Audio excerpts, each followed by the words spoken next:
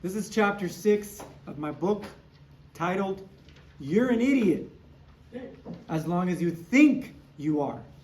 Okay? As long as you think you are.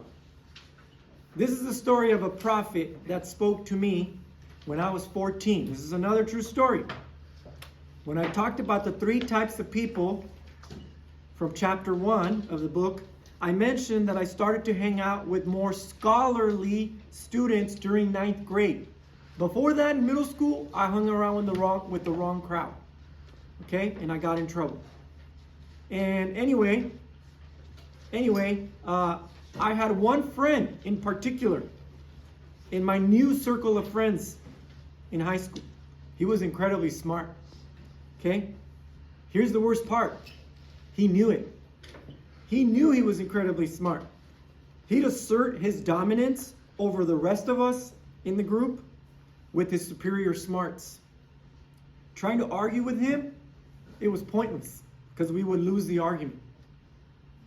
He wouldn't stop talking also until he proved his ideas were right and ours were wrong. And if it weren't for the fact that he was an extremely loyal friend, like this guy had your back. He was also funny and very giving of a person. He always gave.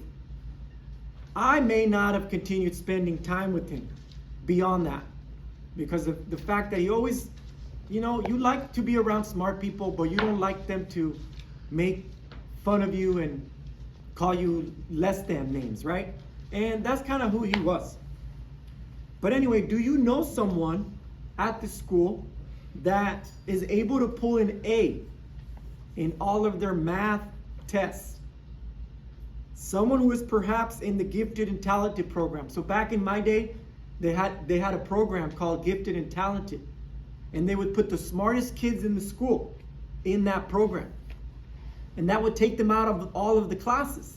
And that would leave the not as smart kids in the normal classes, not the gifted classes. They don't do that anymore. It's called tracking if they do that. It's called tracking. I still think there's some space for that. I still think there should be. We call them honors classes now, right? In high school, there'll be honors levels of whatever subject you're taking. So if you do bio, for example, freshman year, there's bio honors. That's a level higher for smarter kids. Okay? You might not be in that class because your counselor might not recommend you for it, or your previous teacher in science said maybe not. That'll be too hard for you. Anyway, this friend of mine was the type of teenager that never did any of his math homework, ever. He was lazy. He just didn't do it. But when it came to the test, he'd get the teacher so mad because he'd come in, take the test, and ace it. And then the teacher would be very upset at him because he'd aced the test she was thinking he was going to fail. He never did any of the homework, so he's not catching up, keeping up with the concepts. But yet he was paying attention. He just wasn't doing the work in class. And so he'd come into on test day and ace it, and that would frustrate the heck out of the teacher because he was acing all her tests. So that's the kind of friend I had. He also was very smart that he earned what's called a national merit scholarship. So back in, I don't know if they still give those. So when you take the SAT in high school, it'll be your junior year, guys. I don't know if they still give the National Merit Scholarship due to SAT scores. But this guy, he earned a scholarship because he got like close to 1,400 on his SATs. And back then, the top was 1,600. He got over 1,400. So he's one of the top in the area, in our area of the Bay Area. Okay? His name, let's call him for this purpose, Malik. That wasn't his real name, of course, but one thing we both did and we had in common is we both obsessed about racism and oppression. Oh, minorities are oppressed, and oh, there's so much racism out there. And we talked about this before. Yes, there is lots of racism out there, and it exists, but we don't obsess about it, right, guys? Because if we do, we're wasting our valuable energy. We deal with it as it comes into our lives, and we move along because we can't let it seep into our hearts and our minds. Otherwise, it destroys us. It consumes us, and we don't end up advancing becoming successful if we have that in the back of our minds all the time. And we're always talking about it and obsessed with it. It becomes wasteful energy. But anyways, he and I were wasting our energy with this all the time. And it also happened that we were both on the same track team, and we both loved to compete. So we had a lot of things in common. We both loved to eat burritos and cookies and all the stuff teenagers love to eat. But he had a bad habit, calling people idiots, especially me. And every time I'd say something dumb in conversation, even when I was playing sometimes, joking or whatever, I'd say something dumb on purpose, and then I'd be called an idiot. I'd be like, "You're an idiot, Los." Los is my nickname they gave me in high school. Carlos, so they called me Los back then. Lots of friends called me Los. Anyway, that had a huge impact on my self-esteem, right? If you're being called an idiot by a friend of yours over and over and over and over, maybe you start to think, I am an idiot, because I'm getting called an idiot all the time for the stuff I say. And that's why I said in this chapter, you're an idiot as long as you think you are. Because if you think you're an idiot, guess what? You're an idiot. If you think that, then that's what you are. That's what you become. And so I'd have doubts about my intelligence. Was I just average intelligence? But you know what? I was getting pretty good grades in high school. And I was in the STEM class called for engineering. I was in an engineering magnet high school. And I was taking engineering magnet classes like electronics, drafting, pretty tough classes. And I was doing okay. So I didn't think I was an idiot. So what happened there, right? Something happened. Something was causing me to not fall in for that idiot trap and still do well. But it didn't dawn on me what it was until much, much later in life. Anyway, I remember the first time I went over to this guy's house. I went over to his house, and I remember it as if it were yesterday. He lived in a modest home in my hometown of San Jose. You know, one of those 3 bedrooms, 2 baths, or 1 bath homes. And he led me to his room. He opened the door, and I looked at his room. It was messy. Messy. And I said to him, noticing dirty dishes, leftover, you might leave dishes from having pizza, whatever, and a bunch of clothes on top of his bed and on the floor. And I had never had a bedroom of my own. So to me, for him to have his own bedroom, he's lucky. I guess maybe I would be dirtying up too if I had my own bedroom, and maybe I would be messy too. So I couldn't relate to him not keeping his room tidy, because I had to keep my space tidy back in my house. But it was just shocking to see his room like that.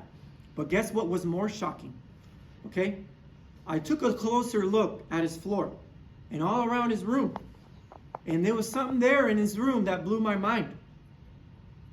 A huge stack of books. Stacks of them all over his room. And I'm like, what are you doing with all them books? Because I did not have books at home. Okay? The only books I had at home were my textbooks that I had to take home from school. Okay? I asked him, what are you doing with all them books? And he said, we don't have cable TV. And my mom buys me books, or I go to the library and get them to read. You understand what that meant? That meant he wasn't watching hours of TV like most teenagers back in that time were. Cable TV was brand new. I mean, it was about 5 or 6 years old. Now everybody had it. We had like 100 channels. And you know, that was it. We didn't have internet yet. It was like in the early 90s, 93, 94, 92, whatever. So internet wasn't a thing yet. We didn't have cell phones. We didn't have things to entertain us. So what entertained teens is being at school, parties, or at home, the TV, cable TV. And I'm like, what kind of mom buys books for their son? That's what I was thinking. I was stupid. What kind of mom buys books for their son? Well, the mom happened to be a teacher. And that put me in a place, like I was numb to that. I was like, what? This moment though, okay, this moment was a powerful revelation. Are you listening to this? Why? Because what did it mean? It meant that Malik, we're calling him Malik, wasn't genetically superior to me. Okay? He wasn't genetically superior. He just read way more books than I had. Over the course of his lifetime, he had read more books than me.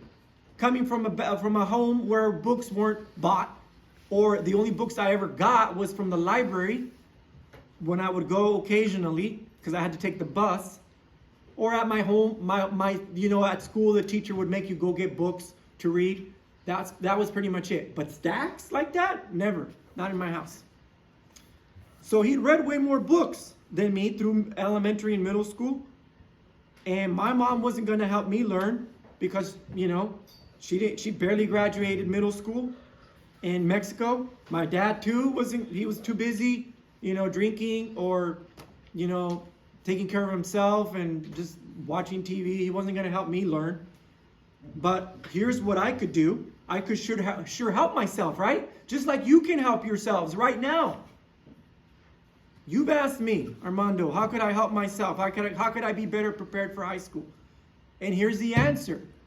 Start reading more books. It was my answer. This is the only answer I could come up with. And it worked for me, okay? The whole time I was under the spell of a false belief that intelligence is God-given. Okay, some people believe that. Intelligence, it's God-given. Oh, you either get it or you don't, mijo. I'm sorry, right? Some people think like that. Your intelligence is what you get genetically. But that's a lie. You can enhance your intelligence. There's a way to do that. It's called through books. Okay?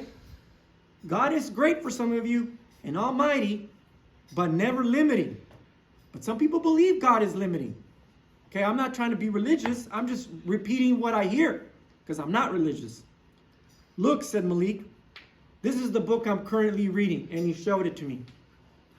And in his hand was a copy of a very famous book called The Prophet by Khalil Gibran. The book's cover image was that of a man's face drawn in pencil. Then shading around the eyes of this thinly mustached man, it gave him a penetrating gaze. Whoever this was, I felt as if I was staring at my soul and telling it to seek peace and wisdom.